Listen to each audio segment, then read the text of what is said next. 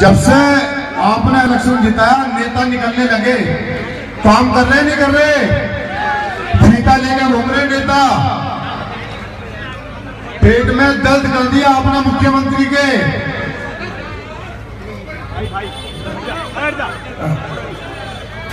भाई साहब चौधरी मतीन साहब से गुजारिश है, सब आपको बुला रहे हैं। जोरदार तालियां बजाएं दोस्तों चौधरी साहब के लिए।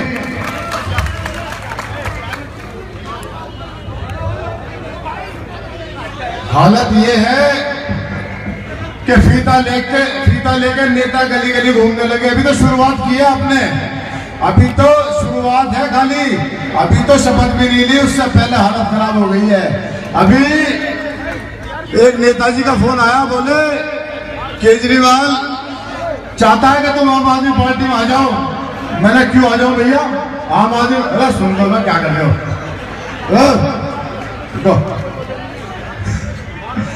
बोले आम आदमी पार्टी में आ जाओ, हर हालत में चाहिए ये। मैंने जो तुमने 4-5 बिठा रखे निकम्मे, उनका क्या करोगे?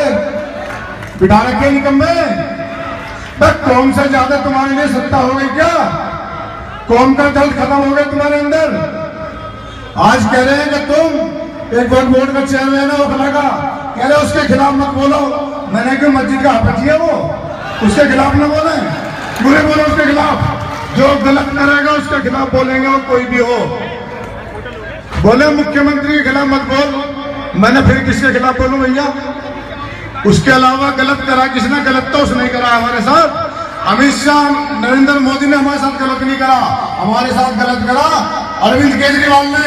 इसी के खिलाफ बोलेंगे और इससे हिसाब भी लेंगे इंशाल्लाह एक एक चीज का। और जुबैर भाई से कि वो इमरान भाई का मेमोरेंडम देकर के और शाल पहना करके उनका इस्तकबाल करें। जनाब चौधरी मतीन अहमद साहब और जुबैर भाई दोनों इमरान भाई का स्वागत करना चाहते हैं। और साथ ही हमारे ऑल इंडिया कांग्रेस कमेटी के महासचिव बड़े भाई श्री शक्ति सिंह गोयल जी, मेरी गुजारिश है चौधरी मतीन साहब से और जुबैर भाई से कि शाल पहनाकर शक्ति सिंह जी का भी स्वागत करें। जोरदार तालियां दोस्तों। बहुत ही अहम लम्हे हैं ये, यादगार लम्हे हैं, इन्हें यादगार बना दीजिए। यादगार बनाने के लिए इमरान भाई आपके बीच में है, जोरदार तालियों से उनका स्वागत करें दोस्तों। जो याद रखें कि मेरा स्वागत हुआ था, मैं जहां गया था वहां मोहब्बतों से नवाजा था। साथ ही दो लाइनें हैं ये कि तूफानों से आग भिड़ाओ, सैलाबों पर वार करो, मल्लाहों का चक्कर छोड़ो, तैर के दरिया पार करो। जनाब इमरान भाई प्रतापगढ़ी आए यार अपने कलाम से नवाजे। जोरदार तालियां दोस्तों।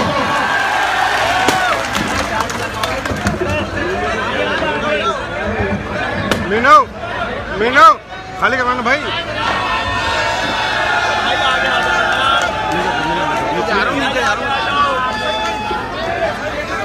मेरे भैया आगे आ जाओ यार भाई, हाथ जोड़ के आपसे कहता हूँ मेरे भाई आगे हटा दो वहाँ से। जगह बन रही है, आगे आगे आ जाओ मेरे साथ। बहुत शुक्रिया अदा करता हूँ आप तमाम चाहने वालों का और बहुत मुबारकबाद देता हूँ अपने भाई चौधरी जुबैर को। एक ऐसी जीत की मुबारकबाद दे रहा हूँ जिस जीत ने सिर्फ दिल्ली में हंगामा नहीं मचाया बल्कि पूरे मुल्क में हंगामा मचाया कि इतनी बड़ी जीत हुई कैसे। ये चौहान बांगर की जो आवाम है उसने जो जीत दिलाई है उससे बड़े बड़े चुनावी पंडितों की हालत खराब हो गई। आदरणीय शक्ति सिंह गोहिल जी हमारे बड़े भाई हैं, वो यहाँ मौजूद हैं, वो प्रभारी हैं दिल्ली के और उनकी क़यादत में चौधरी मतीन साहब के एहतराम में और एक नए खून के साथ जिस तरह से पूरा चौहान बांगर खड़ा हुआ है, उसके लिए मैं चाहता हूं कि एक बार जोरदार ताली आप अपने एहतराम में बजाएं, क्योंकि आपने वो करके दिखाया है जो कमाल है। बहुत शुक्रिया, कोई साथी हैं जो मोहब्बत में पोर्ट्रेट बनवा के लाए हैं, बहुत शुक्रिया। आप बाद में मुझे भेंट कर दीजिएगा इसे। आप बहुत शुक्रिया, आपने बहुत खूबसूरत बनवाया है। इतनी प्यारी तस्वीर देख के मुझे भी लग रहा है कि मैं ही हूं या कोई और है, लेकिन बहुत खूबसूरत है। बहुत शुक्रिया आपका। चौहान बांगर वालों, मैंने आपसे उस दौरान वादा किया था कि मैं आपके बीच में आपका शुक्रिया अदा करने आऊंगा। आज मुझे कहीं और किसी प्रोग्राम में होना था, लेकिन आपसे जो वादा किया था उसे ना निभाता तो शायद ये एहसान फरामोशी होती। जी मैं बोल दूंगा। बहुत शुक्रिया। चाचा ने नीचे से आके ऐसे हुक्म दिया है जैसे जिले इलाही अनारकली को हुक्म दे रही है। उनकी मोहब्बतों का बड़ा शुक्रिया। उनका हुक्म है तो मानना ही रहेगा। मैं पहले 4 मिसरे पढ़ूंगा आपके नाम। इधर जो पीछे साथी हैं उनसे गुजारिश करता हूं कि थोड़ी देर ऐसे चुप हो जाएं जैसे आजकल अडवाणी जी चुप रहते हैं। तो थोड़ी देर ऐसे चुप रहें। थोड़ी देर का वक्त है आपका शुक्रिया अदा करने के लिए। मैं थोड़ी थोड़ी गुफ्तगू भी करूंगा और थोड़ी थोड़ी शायरी भी आपको सुना दूंगा, क्योंकि मैंने आपसे वादा किया था कि देख दिल्ली में दम फिर लिया आपका। चौहान बांधने वालों, देख दिल्ली ने फिर दम लिया आपका। आंधियों में जला है दिया आपका। आंधियों में जला है दिया आपका। देख दिल्ली ने फिर दम लिया आपका। आंधियों में जला है दिया आपका। आंधियों में जला है दिया आपका। आपने मुझको मायूस भेजा नहीं।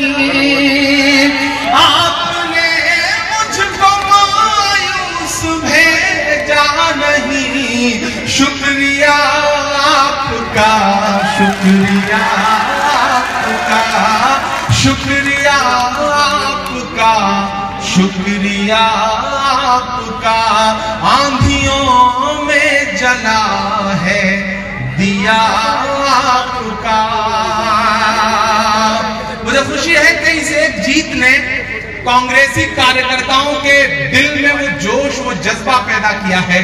और इस शुरुआत में ये जो शोला यहां से उठा है, इंशाल्लाह मुझे पूरा यकीन है कि आने वाले चुनाव में, चाहे वो एमसीडी का इलेक्शन होगा या फिर आने वाले विधानसभा का चुनाव होगा, कांग्रेस और दिल्ली की कांग्रेस ये बताएगी कि तरस खाओ ना हम पर वक्त के मारे नहीं हैं हम। तरस खाओ ना हम पर वक्त के मारे नहीं हैं हम। बता दो गर्दिशे दौरा अभी हारे नहीं हैं हम। बता दो गर्दिशे दौरा अभी हारे नहीं हैं हम। और हमें खैरात के टुकड़ों पे पलना ही नहीं आता। वो जो कहते थे कांग्रेस जीरो हो गई है, दिल्ली में कांग्रेस का वजूद खत्म है, उन्हें बताओ कांग्रेस के कार्यकर्ताओं कि बता दो गर्दिशे दौरा अभी हारे नहीं हैं हम। हमें खैरात के टुकड़ों पे पलना ही नहीं आता। पुराने हुक्मरान हैं, कोई बंजारे नहीं है हम। दिल्ली कांग्रेस ने एक बार फिर से जो जज्बा दिखाया है, और दिल्ली के तमाम कार्यकर्ताओं का मैं यहां से खास तौर से शुक्रिया अदा करूंगा जिन्होंने चौहान बांगर में पूरी ताकत झोंकी। चौहान बांगर में इकट्ठे होकर के अमृता धमन जी आके गई, अलका लांबा जी आके गई, अली मेहंदी यहां मौजूद है, उन्होंने बड़ी मेहनत करी। शक्ति जी लगातार इस पूरे चुनाव को मॉनिटर कर रहे थे। और जितने वोट से चुनाव जीते हैं आप, वो जीत बहुत बड़ी जीत है। इतने वोट से तो विधानसभाओं में चुनाव जीतते हैं आप, जितने वोट से आप एमसीडी का इलेक्शन जीते हैं। तो खास तौर से आपको बहुत मुबारकबाद दोस्तों। फिर भी मैं इस जीत से उतना संतुष्ट नहीं हूं, क्योंकि सितम की हद से गुजरकर तलाश करती है। सितम की हद से गुजरकर तलाश करती है। कोई बला हो मेरा घर तलाश करती है। हमारी प्यास को शबनम की पेशकश न करो, हमारी प्यास समंदर तलाश करती है। मैं इस इंतजार में हूं कि आने वाले एमसीडी इलेक्शन में पूरी दिल्ली, अभी तो सिर्फ चौहान बांगर ने बताया है कि ये जो मौजूदा हुकूमत है, जिस हुकूमत का मुख्यमंत्री आज भी सदन में खड़ा होकर के ऐसी बात कर रहा था कि उसे सुन करके लग रहा है कि भाजपा तो बहुत छोटी चीज है उसके सामने, उसे लोग छोटा रिचार्ज कहते हैं। लेकिन मैं तो मानता हूं कि उस छोटे रिचार्ज ने बड़े वाले रिचार्ज को भी पीछे छोड़ दिया है। आज सदन का भाषण सुनिएगा तो आपको समझ में आएगा कि केजरीवाल जी किस दिशा में बढ़ चले हैं। उनका बजट आया है और देशभक्ति नाम से जो बजट उन्होंने, जो चाशनी उन्होंने दिल्ली के सामने रखी है, वो वही मिशन है, जो 2013-2014 में शुरू किया गया था, जब कांग्रेस के खिलाफ एक माहौल बनाया गया था और उस माहौल का एक चेहरा अन्ना हजारे को ला करके दिल्ली में बिठाया गया था और उनके पीछे जो तमाम कारिंदे इकट्ठे हुए थे, आज उठा के देख लीजिए तो किरण बेदी जी कहां हैं, आज उठा के देख लीजिए तो अरविंद केजरीवाल क्या काम कर रहे हैं, आज उठा के देख लीजिए तो उनके साथ जुड़े हुए बाकी लोग क्या कर रहे हैं। आप जरा सा फ्लैशबैक में जाइएगा।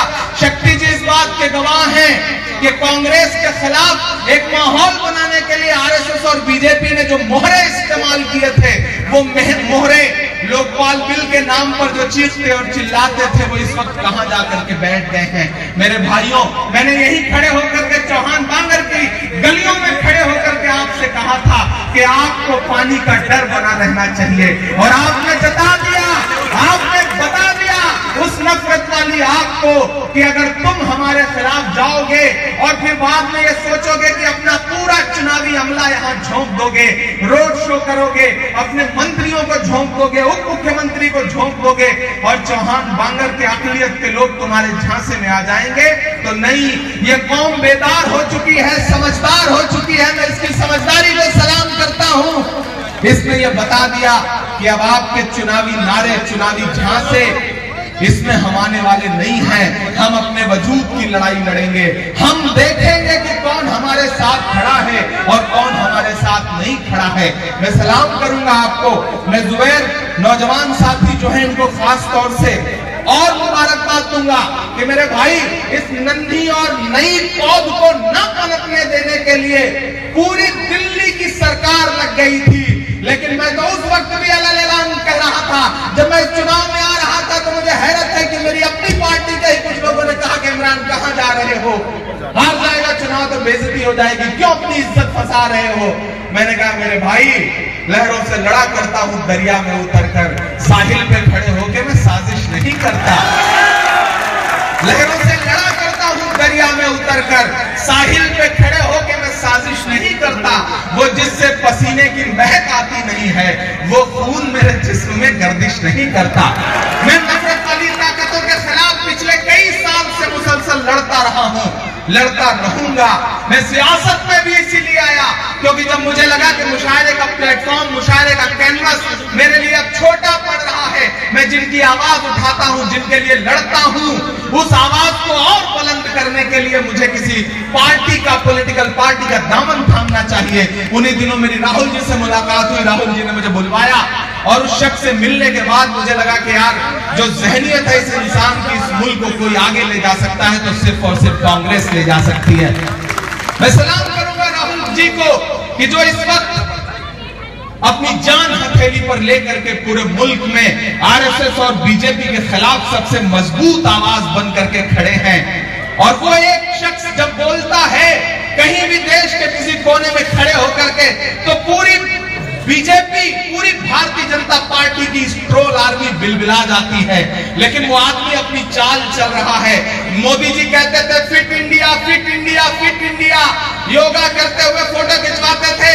लेकिन हमारा राहुल गांधी खड़ा हुआ और उसने 9 सेकंड में 16 पुशअप मार के बताया कि फिट इंडिया होना इसको कहते हैं। दम है मोदी जी, तो आइए पुशअप का मुकाबला कर लीजिए, तब पता चल जाएगा कि 56 इंच की छाती है या 6 इंच की है। ये राहुल जी ने बताया। नरेंद्र मोदी जी चाय की बात करते थे, चाय बेचने की बात करते थे, लेकिन हमारी प्रियंका गांधी ने एक दिन असम की फ्लाइट पकड़ी और असम के चाय बागानों के बीच में जा करके चाय बागानों के जो मजदूर होते हैं उनके साथ चाय की पत्तियां तोड़ के बता दिया कि सिर्फ चाय बेचने की बात करने से आप आवाम का दर्द नहीं समझ सकते, उसे समझने के लिए आवाम के दिल तक जाना पड़ता है। मुझे खुशी है कि मैं उस कांग्रेस का हिस्सा हूं। यहाँ तमाम जिम्मेदारान बैठे हैं, यहाँ पर मतीन साहब बैठे हैं, चौधरी आदमी हैं। हम तो पश्चिमी उत्तर प्रदेश नहीं बल्कि पूर्वी उत्तर प्रदेश से आते हैं। वहां बैठ के हम चौधरियों के बारे में कहानियां सुना करते थे कि चौधरी जो कह गए वो कह गए। एक चौधरी साहब से एक साहब ने कहा आपकी उम्र कितनी है, तो उन्होंने कहा 55 साल। एक साल बाद फिर मुलाकात हुई, बोले आपकी उम्र कितनी है, बोले 55 साल। 2-3 साल बाद फिर मुलाकात हुई, बोले अब उम्र कितनी हो गई, बोले 55 साल। बोले भाई इतने दिनों में 1 साल भी नहीं बढ़ी। बोले भाई चौधरी हूं, जो एक बार कह दिया सो कह दिया, उससे मुकरना थोड़ी है। मैं कहानियां सुना करता था पड़ा। और आपके असेंबली इलेक्शन में क्यों नहीं आ पाया था? बड़ी कोशिशें हुई थी, मैं आना भी, बीच में एक आध बार मूड बना था कि मैं आऊंगा, लेकिन अनफॉर्चुनेटली नहीं आ सका था। मुझे मलाल है कि मैं क्यों नहीं आ सका था। उस कर्ज को उतारने के लिए मैं जुबैर के लिए आया, और मुझे फख्र है कि चौहान बांगर ने उस मेरे आने की मोहब्बत का भरम रखा, और उस भरम की वजह से आज पूरा देश ये कह रहा है कि दिल्ली ने बहुत समझदारी भरा फैसला किया है। और जो कह रहे थे कि जुबैर हार जाएंगे, जुबैर के खिलाफ साजिशें कर रहे थे, मैं उस वक्त भी कह रहा था कि कैंची से चिरागों की लवें काटने वालों, कैंची से चिरागों की लवें काटने वालों, कुदरत के करिश्मों से लड़ोगे तो मरोगे। तुम फूल को चुटकी में मसल सकते हो, लेकिन खुशबू को बिखरने से नहीं रोक सकोगे। एक ऐसी खुशबू फैली है, बिखरी है, जिसने पूरी कांग्रेस में जोश पैदा किया है, जज्बा पैदा किया। और जुबैर, अब आपकी जिम्मेदारियां बहुत बढ़ गई हैं। आप मेरे हमउम्र हैं, मेरे साथी हैं। आपके छोटे भाई परवेज लगातार मेरे संपर्क में रहते हैं, उवैस भाई बहुत संपर्क में रहते हैं।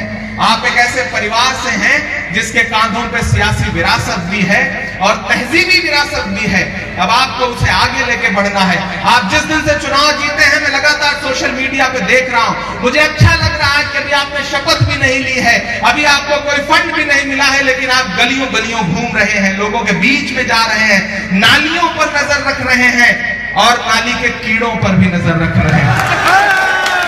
ये नजर बरकरार रखिएगा, क्योंकि ये जनता जिसने आप पर यकीन जताया है, ये कहीं ना कहीं बहुत दिल से आपसे जुड़ी है, और इतने वोट से आपको जितवाया है कि उस एक अंतर ने पूरी दिल्ली का रिकॉर्ड तोड़ दिया है। तो इस जीत को इंशाल्लाह आगे भी बरकरार रखना है। मैं बहुत मुबारकबाद देते हुए एक आध नज़्म नहीं सुनाऊंगा तो आप कहेंगे कि देखिए आया और भाषण करके चला गया। चचा नीचे से एक नज़्म के लिए फिर हुक्म कर रहे हैं। मैं मानूंगा चचा, हाँ वो सब भी सुनाऊंगा, चाय वाला भी सुनाऊंगा, वो सारा कुछ सुनाऊंगा। आप जो कह रहे हैं मैं वो सब सुनाऊंगा, लेकिन पहले एक नज़्म सुनाता हूँ नई सी। कि कहाँ सोया है चौकीदार, कहाँ सोया है चौकीदार। नई नज़्म सुना रहा हूँ।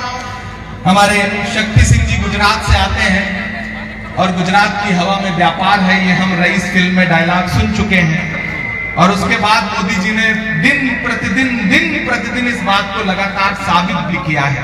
तब मुझे लगता है कि मुझे एक नज़्म पढ़नी चाहिए, और मैं दिल्ली में खड़ा हूं इसलिए और पढ़नी चाहिए। कि कहाँ सोया है चौकीदार, कहाँ सोया है चौकीदार, पेट्रोल ने सेंचुरी मार ली, गैस 800 पार, कहाँ सोया है चौकीदार, कहाँ सोया है चौकीदार। ऐसे काम नहीं चलेगा, चौकीदार के कानों तक तो आवाज पहुंचनी चाहिए ना, ज्यादा दूर नहीं रहता चौकीदार। कि कहाँ सोया है चौकीदार, कहाँ सोया है चौकीदार, पेट्रोल ने सेंचुरी मार ली, गैस 800 पार, कहाँ सोया है चौकीदार, कहाँ सोया है चौकीदार। चाय बेचने वाला पूरा भारत बेच रहा है, चाय बेचने वाला पूरा भारत बेच रहा है। इसी काम में हासिल उसे महारत बेच रहा है, इसी काम में हासिल उसे महारत बेच रहा है। रेल बिक गई, तेल बिक गया, बिका हवाई अड्डा। अगला मिसरा सच्चा लगे तो मजे लीजिएगा। कि रेल बिक गई, तेल बिक गया, बिका हवाई अड्डा, सब कुछ बिकता देख के खुश हैं अपने जेपी नड्डा, सब कुछ बिकता देख के खुश हैं अपने जेपी नड्डा। जनता महंगाई की मारी, जनता महंगाई की मारी करती हाहाकार, कहाँ सोया है चौकीदार, कहाँ सोया है चौकीदार। हिंदुओं को लगता था ये हमारे हिमायती हैं, मुसलमानों को लगता था ये हमारे दुश्मन हैं, लेकिन सच बात ये है मेरे भाई कि वो हिंदू, मुसलमान, सिख, ईसाई दरअसल वो इंसानियत के दुश्मन हैं। तब मैं यहां खड़ा होकर के ये मिसरे पढ़ता हूं कि हिंदू के भी दुश्मन हैं ये मुसलमान के दुश्मन, हिंदू के भी दुश्मन हैं ये मुसलमान के दुश्मन, रोजी रोटी छीनने वाले नौजवान के दुश्मन, रोजी रोटी छीनने वाले नौजवान के दुश्मन। इनको भारत का किसान खालिस्तानी लगता है, इनको भारत का किसान खालिस्तानी लगता है, जो किसान का दुश्मन है वो हिंदुस्तान का दुश्मन, जो किसान का दुश्मन है वो हिंदुस्तान का दुश्मन।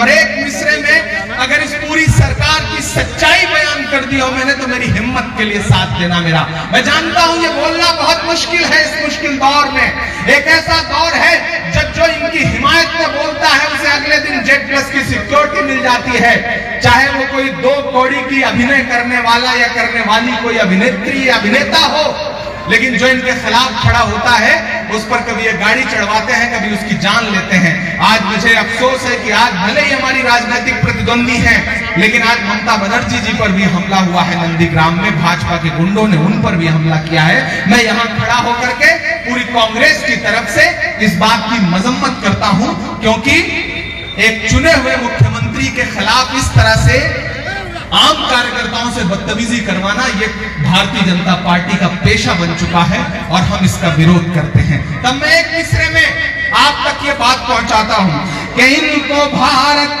का किसान खालिस्तानी लगता है, जो किसान का दुश्मन है वो हिंदुस्तान का दुश्मन। आम आदमी नहीं,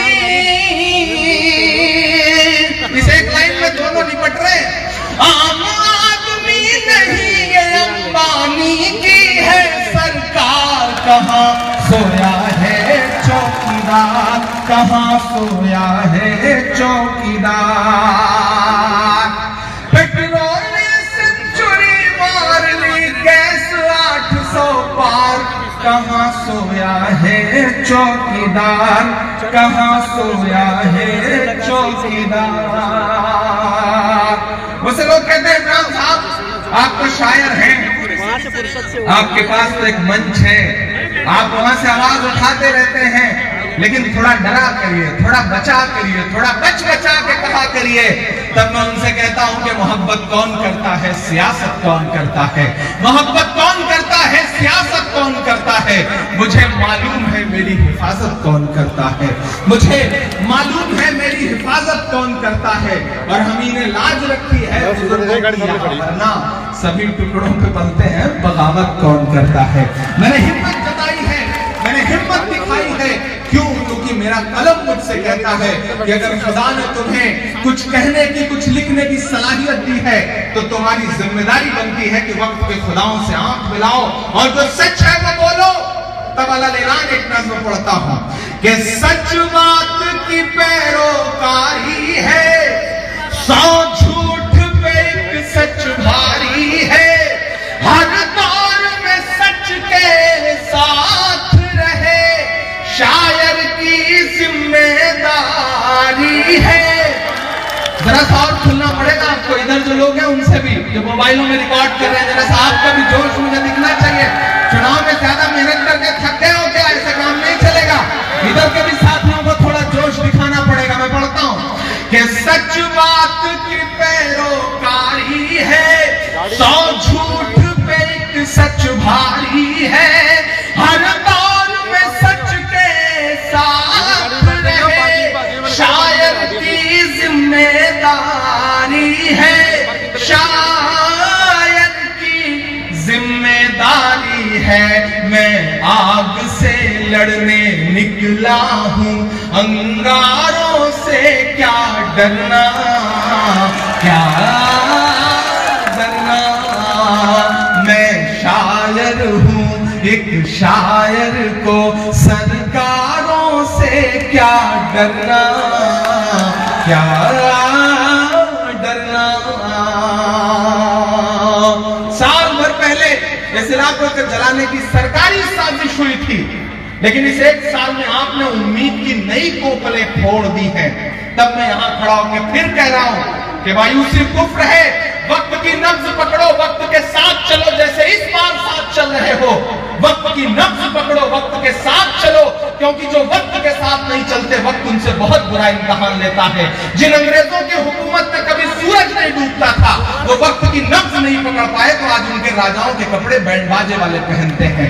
वक्त के साथ चलो, वक्त के साथ चलना पड़ेगा। एहसास की शिद्दत मध्यम है, लफ्जों में खुशी ना मातम है। एहसास की शिद्दत मध्यम है, लफ्जों में खुशी ना मातम है। इस बात पे बस ईमान रखो, हर जुल्म की उम्र बहुत कम है, हर जुल्म की उम्र बहुत कम है।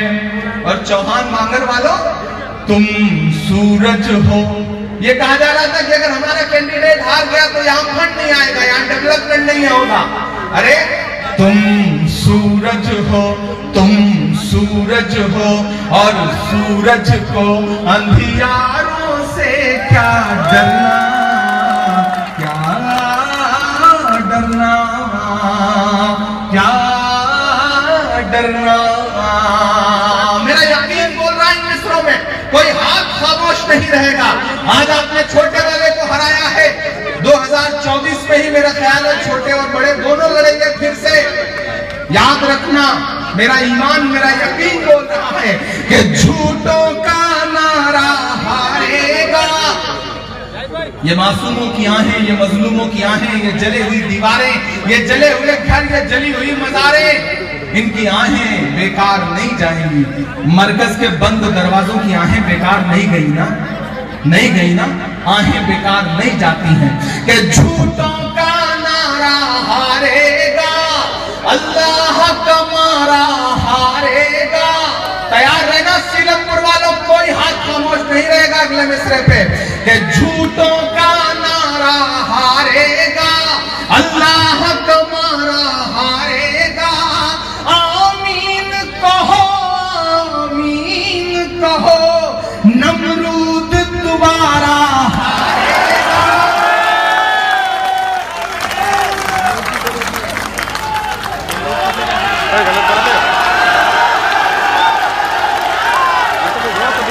झूठों का नारा हारेगा, अल्लाह का मारा हारेगा। आमीन कहो, आमीन कहो, नमरूद दोबारा हारेगा। मैंने सुना है कि यहाँ के विधायक जी टिकटॉक बनाते बनाते कांग्रेस की महिला कार्यकर्ताओं से लड़ने पे आमादा हो गए थे, हाथ जोड़कर। ऐसा हुआ था ना, आप ही से लड़े थे, आपसे क्या जीतेंगे। ये छोटी छोटी चीजें, ये कांग्रेस का कार्यकर्ता है, इसने जब फिरंगियों से हमेशा लोहा लिया, तो ये आजकल वाले जो छोटे छोटे काले अंग्रेज हैं, इनसे लड़ने में इसे कोई दिक्कत नहीं आएगी। ये तो ये मजबूत है। देखिए, मैं ऐलान हर देश भर में जाके एक बात कहता हूं, कोई आपके बीच में आता है वो हिंदू बन के वोट मांगता है, कोई आपके बीच में आता है मुसलमान बन के वोट मांगता है।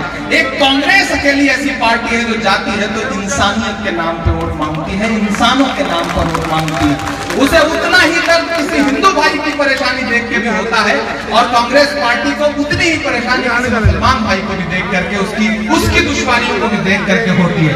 तब मैं ये मिसरे पढ़ता हूँ कि आमीन कहो, आमीन कहो, नमरूद दोबारा हारेगा, नमरूद दोबारा हारेगा। और जुबैर भाई, जब जंग पे निकले हो तो फिर तैयार रहना, जब जंग पे निकले हो तो तलवारों से क्या डरना, क्या डरना। मैं शायर हूँ एक शायर को सरकारों से क्या डरना, क्या डरना। सब सुने, मैं दिल्ली में खड़ा हूं, अलग-ऐलान ये कह रहा हूं कि तू जुल्म कहां तक ढाएगा। 284 किसान शहीद हो चुके किसान आंदोलन में। 21 नौजवानों की लाशें एनआरसी आंदोलन में हमने उत्तर प्रदेश में उठाई थी।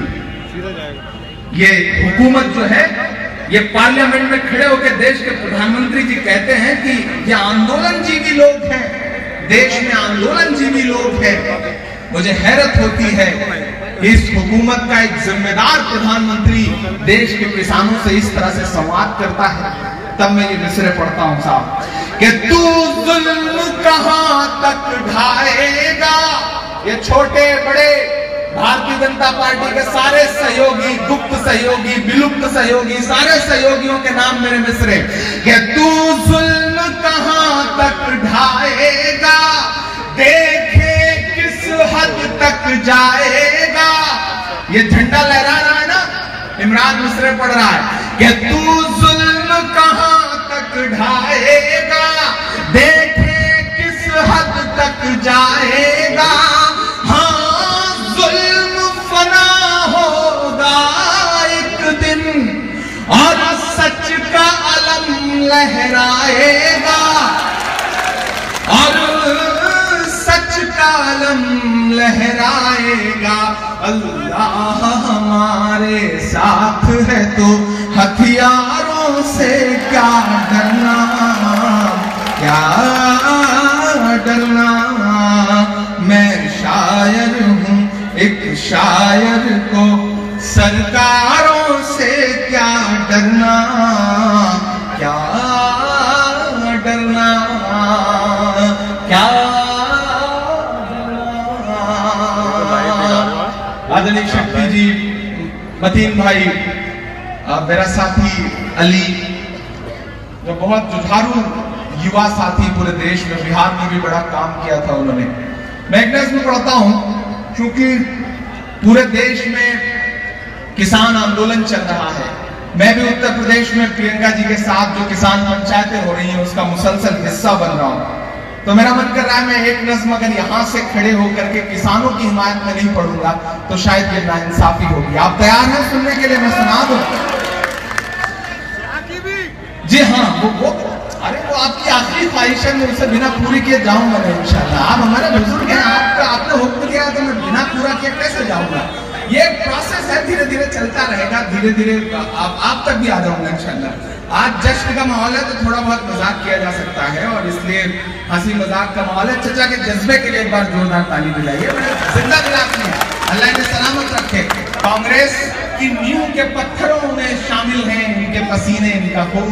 ऐसे लोगों को सलाम करता हूं कि झूठे वतन परस्तों से और सत्ता के मक्कारों से, सत्ता के मक्कारों से। मैं बड़े हंगामों में पड़ने का आदमी हूं, आप जानते हैं। कीमत तो बहुत बढ़ गई शहरों में धान की, लेकिन विदा ना हो सकी बेटी किसान की। मौका मिला तो लोगों ने कुर्सी के वास्ते तस्वीर ही बिगाड़ दी हिंदुस्तान की। मैं दिल्ली में खड़ा हूं और मेरी जिम्मेदारी बनती है कि दिल्ली में खड़े होकर के ये नज़्म इस मुल्क के हुक्मरान तक पहुंचाऊं।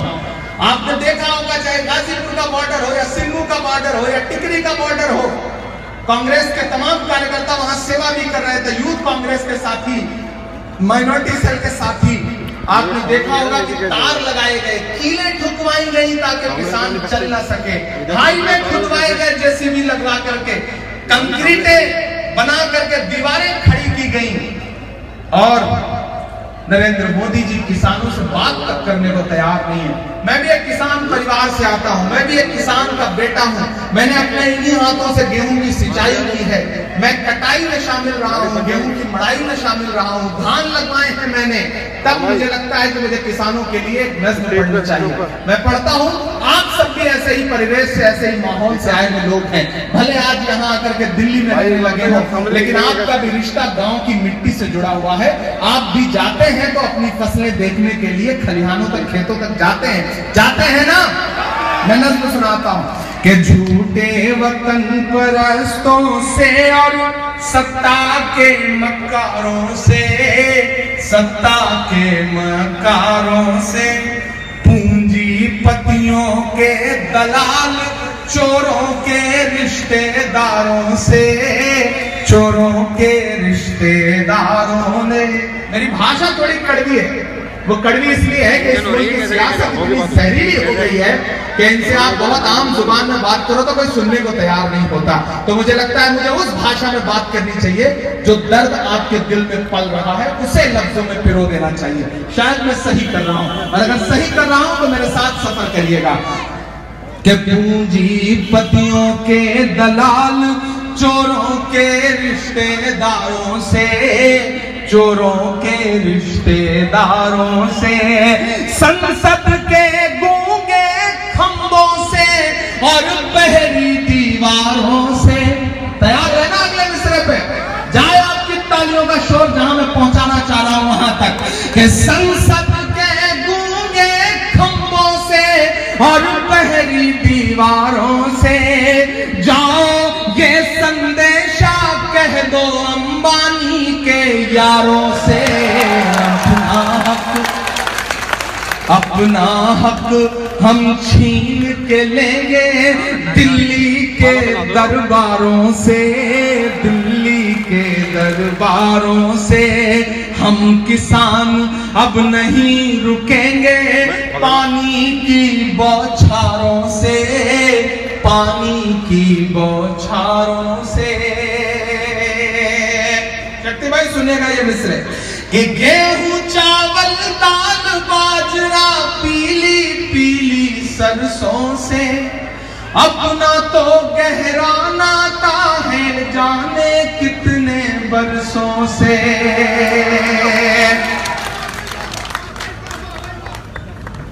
बहुत शुक्रिया, बहुत शुक्रिया।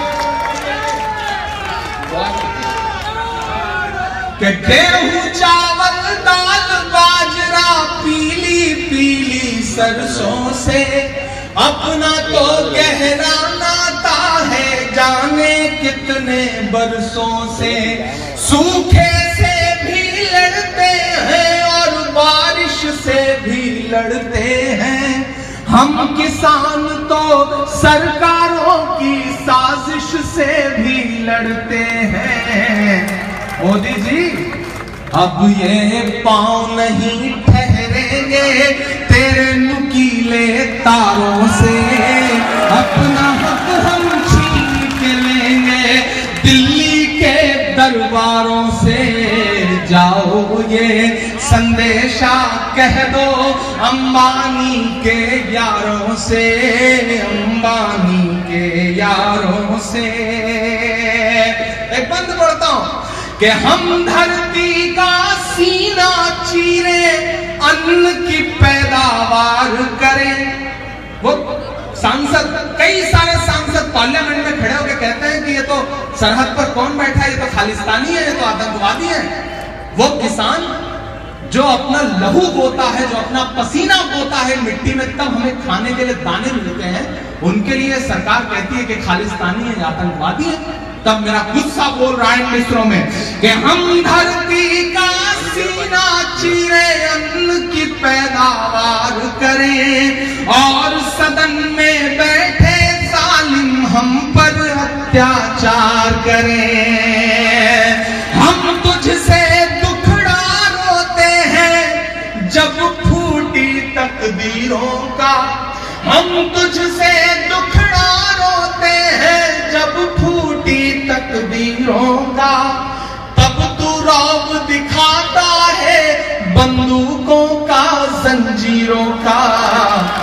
यही सदाएं, जवान नांगर वालों, यही सदाएं गूंज रही हैं गलियों से चौबारों से अपना हक हम छीन के लेंगे, दिल्ली के दरबारों से जाओगे संदेशा कह दो अंबानी के यारों से, अंबानी के यारों से। आखिरी बंद पढ़ता हूं इस नज्म का, और पीछे तक जहां तक मेरी नजर जा रही है, मैं एक शख्स को शामिल करता हूं अपनी इस नज्म में कि हम बंजर पे पैर जमा कर हरियाली ले आते हैं, अपनी किस्मत से लड़ते हैं, खुशहाली ले आते हैं। जो खुद को पूंजीपतियों का खुला ही तैशी कहते हैं, तैयार रहना अगले मिसरे के लिए, कि जो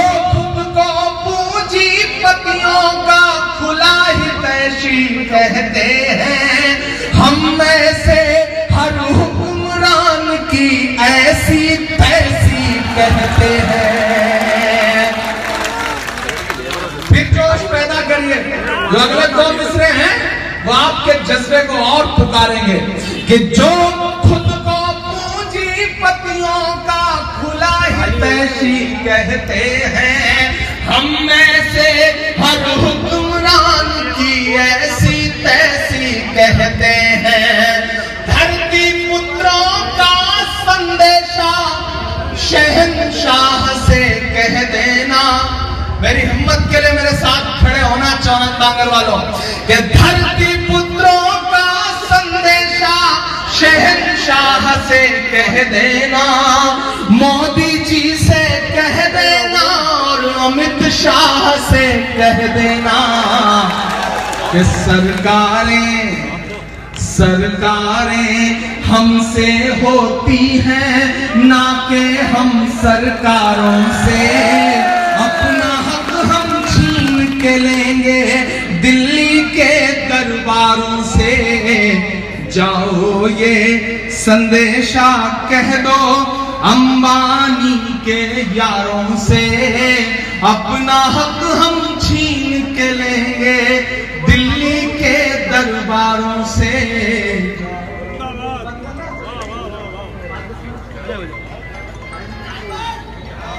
अच्छा, हाँ। देखिए, मैं सीलमपुर में खड़ा हूं, 5-7 मिनट आपसे और गुफ्तगू करनी है। नहीं, पानी, मैंने पिछली बार भी कहा था ना, मैं तो पानी पिलाने आता हूं, पानी पिला के ही गए हम लोग, तो अब पानी क्या पीना। आपने जो मोहब्बत है, जो दुआएं दी हैं, कोई पानी उसका क्या मुकाबला करेगा। उससे आगे कुछ हो सकता है तो फिर आबे जमजम ही हो सकता है, ये वाला पानी तो नहीं हो सकता। मैं यहां खड़ा हूं, मैंने कहा ना कांग्रेस गांधी, नेहरू और मौलाना आजाद से मिलकर के बनती है। ये वो, हाँ, अभी आखिर में आ जाइएगा, मैं आपको बुलाऊंगा, बिल्कुल बुला दूंगा, आप बिल्कुल आ जाइएगा, नहीं तो मैं ही आपके पास आ जाऊंगा, आप बिल्कुल परेशान नहीं। आखिर मैं 4 मिसरे यहाँ पढ़ता हूँ, मैंने कहा ना, ये कितना खूबसूरत मंच है, ये तिरंगे वाले गुब्बारे लगे हैं, ये तिरंगा 3 रंगों वाला कांग्रेस का झंडा जो 3 रंगों से मिलके बनता है, जिससे हिंदुस्तान बनता है। चौधरी जुबैर की जीत का जश्न है, और उस मंच पर बतौर मेहमान शक्ति सिंह गोहिल जी बैठे हैं, इमरान माइक पर खड़ा है, सामने तमाम अलग अलग मजहबों के लोग बैठे हैं। मैं यहाँ खड़ा हूँ, दिल्ली में खड़ा हूँ, मैं उस इलाके में खड़ा हूँ जिसे नफरतों की आग में झुलसाने की कोई कोशिश छोड़ी नहीं गई।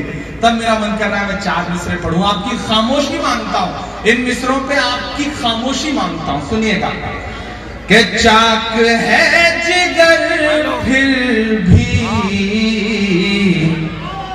आए हैं रफू करके, चाक है जिगर फिर भी आए हैं रफू करके, जाएंगे हकीकत से तुमको रूबरू करके, प्यार की बड़ी से और मिसाल क्या होगी, प्यार की बड़ी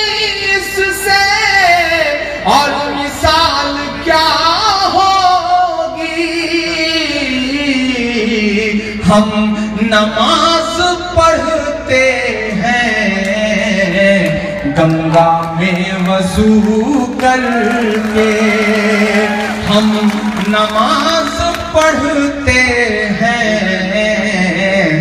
गंगा में वजू करके। मैंने कहा ना, जिस इलाके को नफरत की आग में झुलसाने की, जलाने की सरकारी साजिशें हुई थी, मैं उस इलाके में खड़ा होकर के अपने मुल्क के लिए दुआ करते हुए एक नज़्म पढ़ना चाहता हूं। आप तैयार हैं मेरा साथ देने के लिए? मैं आखिर में एक नज़्म आपको सुना रहा हूं कि मेरा मस्कन मेरी जन्नत को सलामत रखना। केजरीवाल जी देखिए, इस दिल्ली का आम मुसलमान जीत के जश्न में भी क्या दुआ कर रहा है। नरेंद्र मोदी जी देखिए, दिल्ली का आम मुसलमान जीत के जश्न में भी क्या दुआ कर रहा है चौधरी जुबैर की। मैं पढ़ता हूं, सुनेगा कि मेरा मस्कन मेरी जन्नत को सलामत रखना, मेरा मस्कन मेरी जन्नत को सलामत। मोहम्मद सिराज के उन 2 बूंद आंसुओं की कीमत कोई कागज अदा कर सकता है? कि जब मैच है ऑस्ट्रेलिया के खिलाफ, यहां से खबर जाती है कि वालिद का इंतकाल हो गया है, तो वो शख्स कहता है कि जनाजे में बाद में शामिल होगा, पहले मुल्क का जीतना जरूरी है। और वो मुल्क के लिए बॉलिंग करता है और इंडिया को जिता करके जब वो वापस हैदराबाद में लैंड करता है, तो सबसे पहले अपने वालिद की कब्र पर जाता है और उस कब्र पर खड़े होकर के जो उसके 2 बूंद आंसू गिरते हैं, कोई कागज उन आंसुओं से बड़ा हो सकता है? नहीं बड़ा हो सकता। मेरा मन करता है मैं कभी कभी उनसे कहूं और दुआ के दिल्ली है जहां के मीडिया संस्थान सुबह शाम नफरतें परोसने का काम करते हैं। मैं उनसे कहना चाहता हूं, अगर यहाँ मौजूद हो तो दिखाना है तो ये भी दिखाइए। ये भी एक रूप है, ये भी एक पहलू है। जब एक बड़ी तादाद में, हजारों की तादाद में वतन के लिए ये पढ़ा जा रहा है कि इसकी मिट्टी पे हर एक रीत निछावर कर दूं, अपनी सधड़कन के सभी गीत निछावर कर दूं, इसकी मिट्टी पे हर एक रीत निछावर कर दूं, अपनी धड़कन के सभी गीत निछावर कर दूं। गंगा जमुना तेरी लहरों की मुक़द्दस धुन पर अपनी सांसों का मैं संगीत निछावर कर दूं। इस वतन से मेरी निस्बत को सलामत रखना, मेरे मौला मेरे भारत को सलामत रखना, मेरा मस्कन। कागज का टुकड़ा और वतन परस्ती। और मेरा एक बंद, सोचता हूं तो मेरी आंख छलक जाती है, मुल्क से रूह का रिश्ता बड़ा जज्बाती है। अभी सामने एक भाई पोस्टर लेके खड़ा था, उसमें मेरी तस्वीर और उस पर लिखा है भारत का इमरान। शक्ति भाई, जब भारत पाकिस्तान का मैच होता है ना, तो मेरे फेसबुक के इनबॉक्स में 50 मैसेज आते हैं कि आज तो तुम उनकी तरफ होगे क्योंकि तुम्हारा नाम भी इमरान है। तब मुझे कभी कभी हंसी आती है, गुस्सा भी आता है, लेकिन मैं कुछ ज्यादा नहीं बोलता। मैं पलट करके एक तस्वीर उन्हें भेजता हूं। ऐसे तमाम मैसेजेस को पलट के एक तस्वीर भेजता हूं। एक तस्वीर कि एक शख्स हिंदुस्तान का हज करने गया है और वो खाने काबा के सामने खड़ा है और उसके हाथ में तिरंगा है। मैं वो तस्वीर पलट के भेजता हूं और उस तस्वीर के नीचे बस इतना लिखता हूं कि मुझसे वतन परस्ती का सबूत मांगने वाले मेरे भाई, ये है मेरी वतन परस्ती का सबूत। हमने तो ऐसी जगहों पर भी तिरंगा फहराया है जहां कदम रखने की तुम्हारी औकात भी नहीं है। कि सोचता हूं तो मेरी आंख छलक जाती है, मुल्क से रूह का रिश्ता बड़ा जज्बाती है। मेरे आका ने मदीने में कहा था ये कभी, तैयार रहना, मेरे आका ने मदीने में कहा था कभी हिंद की समत से एक ठंडी हवा आती है, ऐसी पाकीज़ा मोहब्बत को सलामत रखना मेरे मौला, मेरे भारत को सलामत रखना, मेरा मस्कन मेरी जन्नत को सलामत रखना, मेरे मौला मेरे भारत को सलामत रखना। मुझे लोग कहते हैं इमरान तुम क्यों इतने कड़वे हो जाते हो, क्यों तुम्हारे लफ्जों में जहां से चाशनी टपकनी चाहिए थी वहां कड़वाहट क्यों आ जाती है। तब मैं कहता हूं कि मेरे भाई, इस मुल्क की तहजीब का, इस मुल्क की परंपरा का जो नुकसान मौजूदा सत्ताधारी पार्टी ने किया है उसका कोई बदला नहीं हो सकता। तब इमरान एक बंद पड़ता है कि मुस्कुराती हुई तहजीब को गुमसुम किया है, तुमने भारत की फजाओं को जहन्नुम किया है, मेरे भारत से मेरा रिश्ता कुछ इस तरह का है, हमने इस मुल्क की मिट्टी से तयम्मुम किया है, ऐसी रूहानी इबादत को सलामत रखना मेरे मौला मेरे भारत को सलामत रखना। यह है जमीन से जुड़े होने का एहसास। जोरदार ताली एक बार बजाइए चौधरी मतीन साहब के इस जज्बे के लिए। और अब एक बंद करता हूं, अब तक जो कुछ कहा वो एक किनारे, लेकिन मेरे ये चार मिसरे सुनिएगा। जो लोग ये कहते हैं पड़ोसी मुल्क चले जाओ, यहाँ चले जाओ, वहां चले जाओ, मैं कभी कभी उनसे कहता हूं कि वो चाहते हैं कि हिंदुस्तान छोड़ दें हम, वो चाहते हैं कि हिंदुस्तान छोड़ दें हम, बताओ भूत के डर से मकान छोड़ दें हम।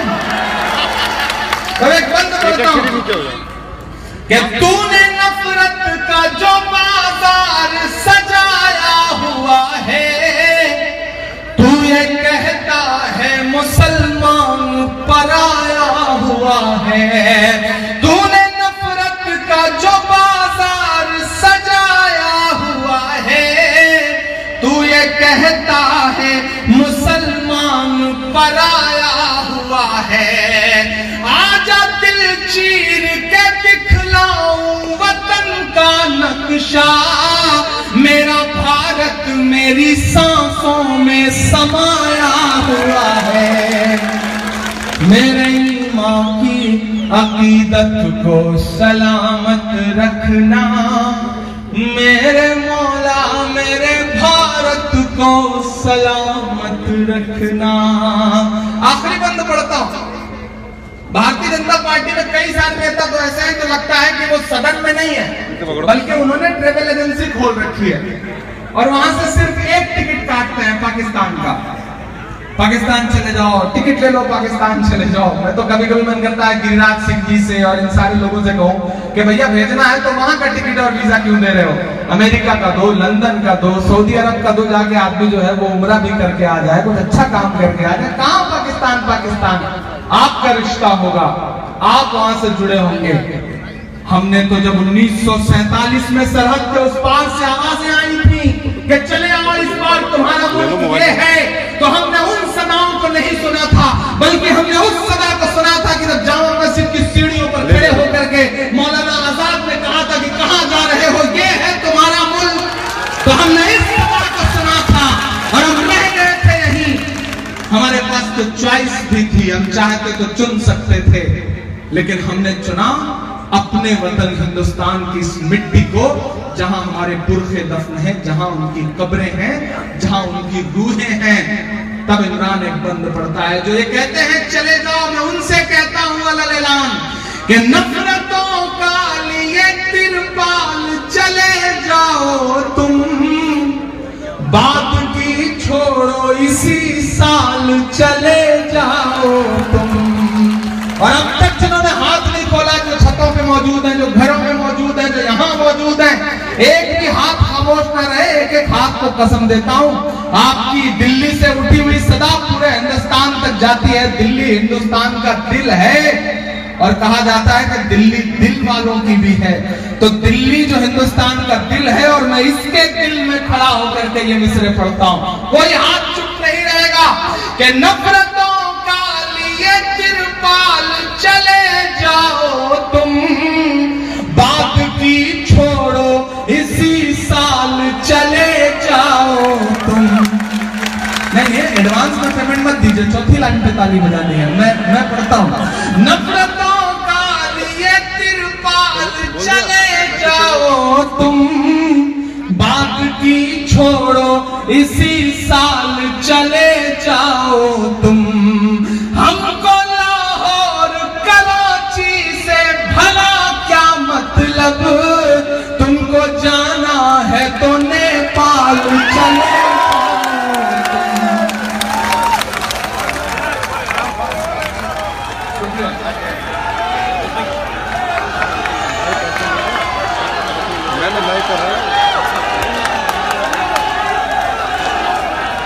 शुक्रिया, बहुत शुक्रिया। नफरतों का लिए तिरपाल चले जाओ तुम, बात की छोड़ो इसी साल चले जाओ तुम। हमको लाहौर कराची से भला क्या मतलब, तुमको जाना है तो नेपाल चले जाओ तुम। मेरे पुरखों की विरासत को सलामत रखना, मेरे मौला मेरे भारत को सलामत रखना। मेरा मस्कन मेरी जन्नत को सलामत रखना, मेरे भारत को सलामत रखना। और आखिर में सिर्फ 4 मिसरे पढ़ता हूं क्योंकि वक्त मुकम्मल होने को आ गया है, पूरा हो गया है।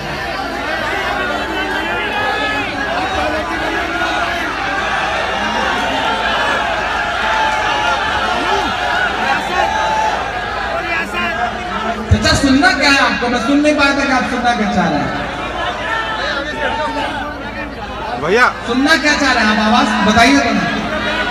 आजा आजा अच्छा अच्छा, देखिए आप बड़े समझदार लोग हैं। मतलब आपको लग रहा है कि आज बंदा फंस गया है तो जितना हो सके आज निपटा ही दो भाई। फिर आता रहूंगा, फिर आऊंगा। पहले अच्छा वो कोई साथी आना चाह रहे हैं, उन्हें आने दीजिए। आ जाइए, उन्हें आने दीजिए भाई, वो आने दीजिए। वो बेचारे कुछ बनवा के लाए हैं, नहीं बोला तो उनको लगेगा।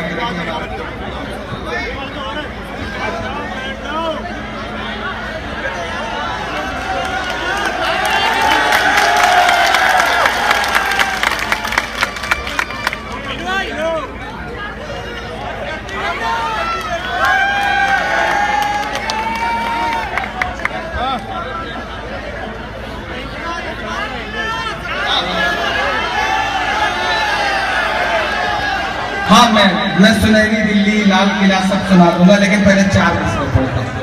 यहाँ तमाम बड़े बुजुर्ग बैठे हैं, मेरी माएं बहनें बैठी हैं। मुझे खुशी इस बात की है जुबैर, आपकी जीत जो है वह इसलिए भी बहुत बड़ी हो गई क्योंकि माँ बहनों ने आपको बहुत दुआएं दी, अपने घरों से निकली, लाइन में लगी और उन्होंने वोट दिया। तो आधी आबादी ने जो आप पर यकीन जताया है, उस यकीन की लाज बचाना सबसे बड़ी जिम्मेदारी है। और एक कॉर्पोरेटर का काम जो है वो सिर्फ नाली और सड़क तक ही नहीं है, क्योंकि आपने हाजी इशराक को नहीं हराया है, आपने मुख्यमंत्री को चुनाव हराया है। आपका चुनाव बहुत बड़ा है, आपकी जीत बहुत बड़ी है। यहाँ मेरी माएं बहनें बैठी हैं, मैं इसलिए 4 मिसरे पढ़ रहा हूँ क्योंकि मैंने कहा ना शक्ति भाई गुजरात से आए हैं और गुजरात की एक मीडिया के 1-1.5-2 मिनट के वीडियो ने पूरे हिंदुस्तान को रोने पे मजबूर कर दिया।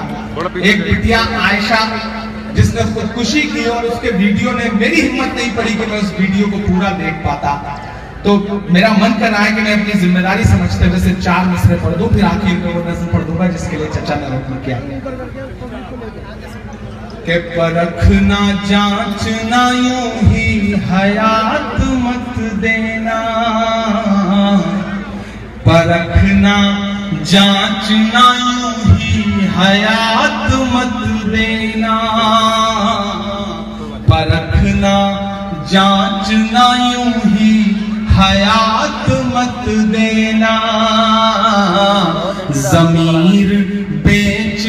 वालों का साथ मत देना, ज़मीर बेचने वालों का साथ मत देना। जहेज मांगने वाला भिखारी होता है, जहेज मांगने वाला भिखारी होता है। तुम ऐसे शख्स को बेटी का हाथ मत देना, तुम ऐसे शख्स को बेटी का हाथ मत देना। बहुत सारी नस्लों के लिए आपका हुक्म है, मैं फैसला नहीं कर पा रहा, उसकी अपनी पसंद की एक नस्ल सुना। सुनहरी दिल्ली। हाँ हाँ हो गया। अच्छा पहले चाय वाला सुना दो। हाँ पहले चाय वाला सुना दो, नहीं ये सांस नहीं लेने देंगे। कि चाय वाले बाबू चाय लेके डूबेगी, चाय वाले बाबू को। और कांग्रेस के साथियों, यहाँ पूरी कांग्रेस मौजूद है, मैं एक बात कहता हूँ, लेकिन चौहान बांगर ने आपको एक सिग्नल दिया है। चाचा दिल्ली कांग्रेस के साथियों, मेरा संदेशा याद रखना कि चौहान बांगर ने आपको एक सिग्नल दिया है। रेड लाइट पर खड़े रहो, और रेड लाइट हो और चल पड़ो तो एक्सीडेंट हो जाता है, लेकिन अगर ग्रीन लाइट हो जाए और ना चलो तब भी एक्सीडेंट हो जाता है। तो चौहान बांगर ने आपको ग्रीन सिग्नल दे दिया है। अब कांग्रेस के साथियों, पूरी दिल्ली में अपने घरों से निकलो, और जिस तरह से यहाँ पर आपने पोल खोल के रख दी, जिस तरह से उन्हें आपने यहाँ पे हरा के उनकी हैसियत बता दी, उसी तरह से पूरी दिल्ली में अपने घरों से निकलिए। और शक्ति सिंह गोहिल जैसा अनुभवी एक व्यक्ति आपका प्रभारी है, तमाम साथी जो यहाँ पर हैं वो इस बार खड़े हो जाएं और कांग्रेस के लिए एक बार फिर से दिल्ली जीतने का सपना देखना शुरू करें। और अगर आपने वो सपना देख लिया तो ख्वाब उन्हीं के पूरे होते हैं जो ख्वाब देखते हैं, जो सफर अख्तियार करते हैं, वो ही दरिया को पार करते हैं। चल के तो देखिए मुसाफिर का रास्ते इंतजार करते हैं। कि चाय वाले बाबू को चाय लेके डूबेगी, या तो उनको नफरत की राय लेके डूबेगी। नोटबंदी जीएसटी सबसे बच भी जाए, पर उस नजीब की मां की हाय लेके डूबेगी, उस नजीब की मां की हाय लेके डूबेगी। एक बार उसका भी पढ़ दो, नहीं आप कहेंगे कि इमरान ने मेरी बात नहीं मानी। सुना था कि बेहद सुनहरी है दिल्ली, समंदर सी खामोश गहरी है दिल्ली। सुना था कि बेहद सुनहरी है दिल्ली, समंदर सी खामोश गहरी है दिल्ली। मगर एक माँ की सदा सुन न पाए तो लगता है गूंगी है, बहरी है दिल्ली। मगर एक माँ की सदा सुन न पाए तो लगता है गूंगी है, बहरी है दिल्ली। वो आंखों में अश्कों का दरिया समेटे, वो उम्मीद का एक नजरिया समेटे। यहाँ कह रही है, वहाँ कह रही है, तड़प करके ये माँ कह रही है। नहीं पूछता है कोई हाल मेरा, कोई ला के दे दे मुझे लाल में। कोई ला के दे मुझे लाल मेरा, कोई ला के दे मुझे लाल मेरा। वैसे एक छोटी सी नज़्म और आखिर में सुना देता हूँ। एक मुहिम चल पड़ी है पूरे मुल्क में साहब। मैं एक सुबह सो के उठता हूं तो इलाहाबाद नहीं रहता, उसका नाम कुछ और हो जाता है। मैं एक सुबह सो के उठता हूं तो फैजाबाद नहीं रहता। मैं एक सुबह सो के उठता हूं तो उत्तर प्रदेश का एक विधायक पूरी बेशर्मी से कहता है कि मुझे ताजमहल देख करके गद्दारी की अलामत जैसा दिखाई पड़ता है। मुझे हैरत होती है कि उत्तर प्रदेश के मुख्यमंत्री जी आगरा जाकर के एक म्यूजियम बन रहा होता है जिसका नाम मुगल म्यूजियम रहता है, तो कहते हैं कि नहीं, इस नाम का कुछ भी इस मुल्क में नहीं रहने दिया जाएगा, वो नाम बदल दिया जाता है। मुझे कहते हैं मुझे इस नाम से चिढ़ है। मैं कभी कभी कहता हूं, मेरा मन करता है कि मैं उससे कहूं कि आपको चिढ़ है, लेकिन आप इस चिढ़ को कहां ले जाकर के छुपाइएगा जब पूरा मुल्क आखिरी मुगल बादशाह बहादुर शाह जफर की कयादत में इकट्ठा होकर के अंग्रेजों के खिलाफ लड़ रहा था। आप उस नाम को कैसे झुठला सकते हैं? नहीं झुठला पाएंगे आप इलाहाबाद में बने हुए अकबर के किले को कैसे झुठला सकते हैं? आप कैसे झुठला सकते हैं इस मुल्क में फैली हुई हजारों लाखों इमारतों को, निशानियों को कैसे झुठला सकते हैं? ये मुल्क सबको लेकर चलने से बनता है। ये मुल्क जितना नरेंद्र मोदी जी का ही है उतना ही किसी इमरान प्रतापगढ़ी का भी है। ये मुल्क जितना शक्ति सिंह गोहिल जी का ही है उतना ही किसी मतीन चौधरी साहब का है। ये मुल्क जितना अमित शाह जी का है उतना ही कैप्टन अमरिंदर साहब का भी है। ये मुल्क जितना किसी हिंदू का है उतना ही मुसलमान का भी है, उतना ही सिख का भी है, उतना ही ईसाई का भी है। ये मुल्क सबसे मिल करके बनता है। तब एक नज़्म आखिर में जाते जाते पढ़ता हूं कि बीते हुए कल से नफरत है, आते हुए पल से नफरत है, उनको कबीर के दोहों से, गालिब की गजल से नफरत है। वो एक इमारत जिस पर दुनिया भर की मोहब्बत नाज करे, मेरे देश में कुछ बेशर्मों को उस ताजमहल से नफरत है। मेरे देश में कुछ बेशर्मों को उस ताजमहल से नफरत है। बेजान सी उन दीवारों में, तैयार रहना, बेजान सी उन दीवारों में चाहत ही चाहत पाओगे। बोलो क्या क्या झुठलाओगे, बोलो क्या क्या झुठलाओगे, बोलो क्या क्या झुठलाओगे। जिस ओर नजर दौड़ाओगे, तैयार है ना, जिस ओर नजर दौड़ाओगे हमको ही हमको पाओगे। बोलो क्या क्या झुठलाओगे, बोलो क्या क्या झुठलाओगे, बोलो क्या क्या झुठलाओगे। कि तलवार उठाई हाथों में तो हम टीपू सुल्तान हुए। एक एक मिसरे में आपकी तारीख है, आपका इतिहास है। कि तलवार उठाई हाथों में तो हम टीपू सुल्तान हुए, शहनाई झूली होठों से तो हम बिस्मिल्लाह खान हुए। संगीत की बारी आई तो अल्लाह रखा रहमान हुए। संगीत की बारी आई तो अल्लाह रखा रहमान हुए। सरहद की हिफाजत की खातिर अब्दुल हमीद उस्मान हुए।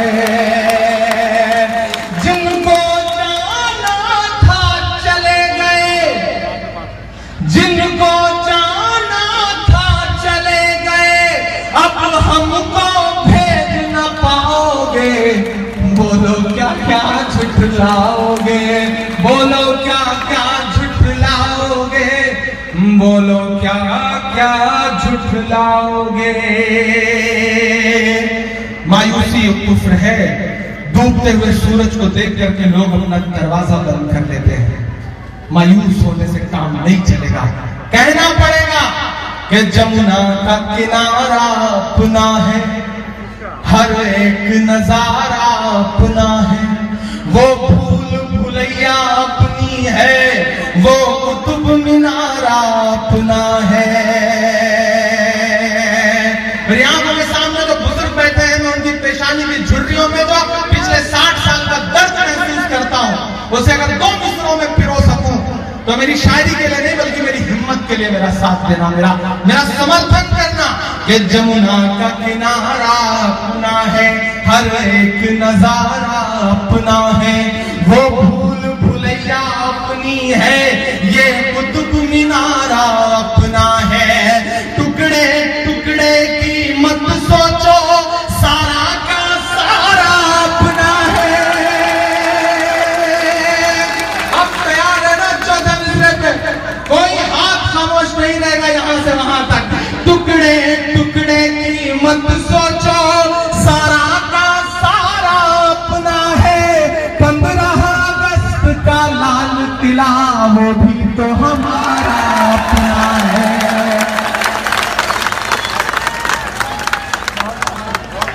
जमुना का किनारा अपना है, हर एक नजारा अपना है, वो भूल भुलैया अपनी है, ये कुतुब मीनारा अपना है। टुकड़े टुकड़े की मत सोचो, सारा का सारा अपना है। 15 अगस्त का लाल किला वो भी तो हमारा अपना है।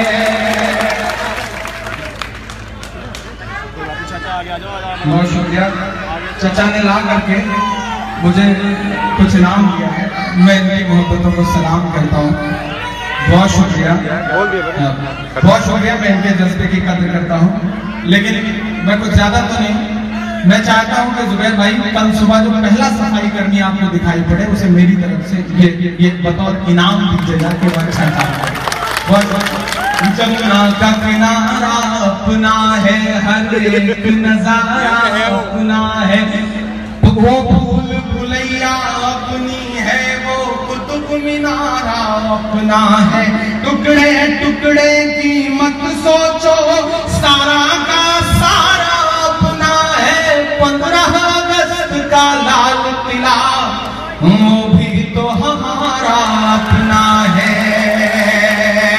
और जितने नफरत की बातें करने वाले लोग हैं, मैं तो उनसे कह रहा हूं कि जो तुमने बनवाया है, जो तुमने बनवाया है, उसको किस दिन गिनवाओगे? बोलो क्या क्या झुठलाओगे, बोलो क्या क्या झुठलाओगे, बोलो क्या क्या झुठलाओगे। और बस इतना कहकर विदा लेता हूं कि मेरी खुशबू संभाल कर रखना, मेरी खुशबू संभाल कर रखना, दिल पे काबू संभाल कर रखना।